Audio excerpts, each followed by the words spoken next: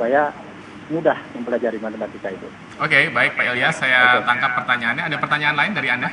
Ya, itu aja Pak. Oke, baik. Terima kasih Pak Ilyas dari Banten. Setelah tadi Pak Rudi dari Palembang, mudah-mudahan terjawab pertanyaan Anda mengenai bagaimana proses alur belajar diklat jarak jauh. Sekarang kita jawab pertanyaan Pak Ilyas dari Banten. Saya teruskan ke Anda, Pak Omim. Bagaimana caranya untuk menjadikan belajar matematika ini lebih menarik? Mestinya sih sekarang dengan bantuan teknologi tidak ada masalah ya, tapi Anda pakarnya, silakan jelaskan Pak. Iya, terima kasih. Ini pertanyaan yang menarik untuk dibicarakan, tetapi pada saat tataran pelaksanaan ini menjadi amat sulit. Iya, kalau kita ingin membuat pembelajaran itu jauh lebih menarik, maka kita harus seperti yang tadi saya sampaikan, kita harus tahu betul konsep apa yang akan kita terangkan kepada siswa. Ya. Begitu, Pak. Jadi konsep apa? Setelah tahu konsep, pilihlah media yang cepat dan tepat untuk mempelajarkan konsep itu kepada siswa. Kita harus memilih media yang tepat. Khususnya karena konsep itu sifatnya cenderung abstrak. Iya. Sementara alam pikir siswa-siswi madrasah sanawiyah ini kan masih konkret ya, kebanyakan ya. Iya. Iya.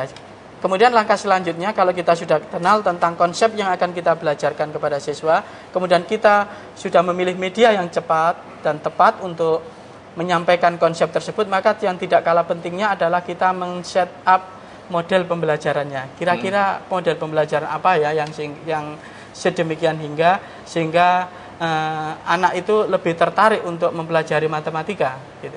Iya. Jadi ada 3 unsur tadi. Dari pengalaman Anda, model pembelajaran macam apa yang paling efektif untuk tujuan ini? Ya, tidak ada satupun model yang tepat Pak tetapi kita kalau harus sempurna, mampu, sempurna tidak ada, tapi kita harus mampu menggabungkan beberapa model pembelajaran. Misalkan metode penemuan terbimbing digabung dengan model predict, observe, dan explain, itu bisa kita lakukan digabung juga dengan media pembelajaran yang tepat untuk itu. Oke, mudah-mudahan ini menjawab pertanyaan Anda, Pak Ilyas. Jadi tantangannya jadi guru termasuk pintar-pintar meracik media pembelajaran, karena tidak ada satu media pembelajaran tunggal yang manjur untuk semua situasi, tapi harus dipadukan satu dengan yang lain. Oke, tadi ada Pak Rudi dari Palembang dan Pak Ilyas dari Banten. Kita kembali ke materi kita hari ini.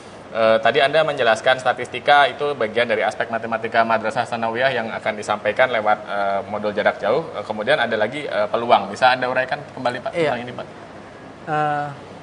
Tentang peluang, dalam tampilan ini bisa kita lihat bagaimana kalau seandainya sebuah dadu itu dilempar bersama-sama. Ya. Maka ruang sampelnya bisa kita hitung, kita tentukan, kemudian kita mencoba untuk mencari peluang dari kejadian tertentu. Misalkan bagaimana peluang terjadinya mata dadu yang berjumlah lebih dari 3. Nah, itu bisa kita cari dengan melihat struktur yang ada di dalam ruang sampel itu. Ini penggunaan model dadu, ilustrasi, animasi begini ini bisa disediakan lewat modul jarak jauh Pak?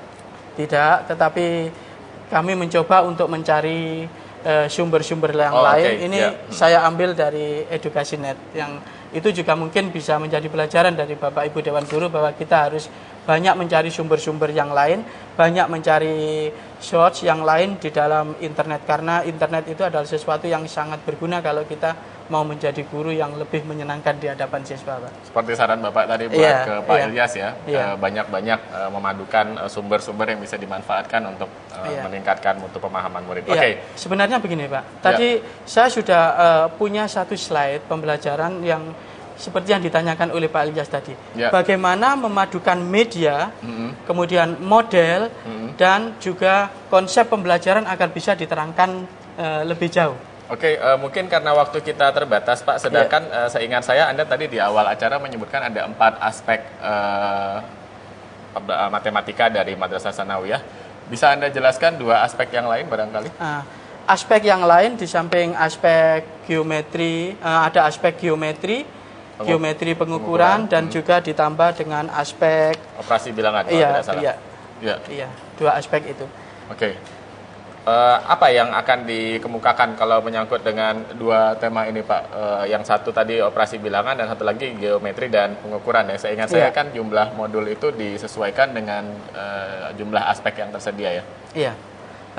Ini adalah modul yang keempat, itu adalah tentang geometri dan pengukuran. di mana di dalam geometri dan pengukuran itu kita akan bicarakan tentang bidang datar, bidang ruang, juga tentang sudut dan garis yang ada di dalam modul yang sudah disiapkan oleh Diklat. Oke, baik. Terima kasih Pak Komim. Sayang sekali waktu kita terbatas memasuki akhir acara. Mungkin Bapak bisa memberikan kesimpulan atau ikhtisar apa-apa saja yang penting terkait pemanfaatan modul Diklat jarak jauh untuk rekan-rekan guru Madrasah Tsanawiyah yang menyaksikan kita. Ya. Terima kasih untuk peserta Diklat jarak jauh yang berbahagia.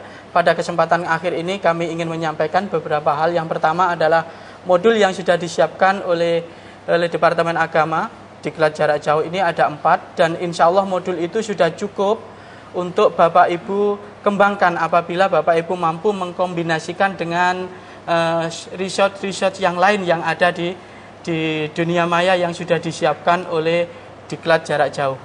Kemudian yang kedua, sebagai seorang guru, kita harus pintar-pintar untuk melihat konsep dan jenis konsep serta spesifikasi dari konsep yang akan kita ajarkan. Untuk selanjutnya, konsep itu kita tentukan media yang tepat dan selanjutnya kita tentukan media pembelajaran yang tepat sehingga kita akan menjadi guru yang paripurna, tidak hanya bisa menyampaikan konsep saja tetapi juga menyenangkan bagi siswa. Sehingga tidak ada kesan ketika masuk ke kelas matematika itu seperti masuk ke neraka, sehingga ketika keluar dari ruangan matematika akan berteriak alhamdulillah dan semoga matematika tidak ada lagi dalam pembelajaran MTS. Begitu ya Pak ya, baik. Terima kasih banyak Pak Komim, ini menjawab juga sekaligus memungkas pertemuan kita bahwa blended learning itu tantangan untuk guru sekarang. Tantangan untuk guru. Mencari sumber, memadukannya, menyesuaikan dengan rincian atau spesifikasi konsep jika yang ingin eksis Pak, jika ingin eksis menjadi guru, teknologi harus dikuasai, kalau tidak suatu saat akan jadi masalah di kemudian hari. Baik, terima kasih banyak Pak Komim.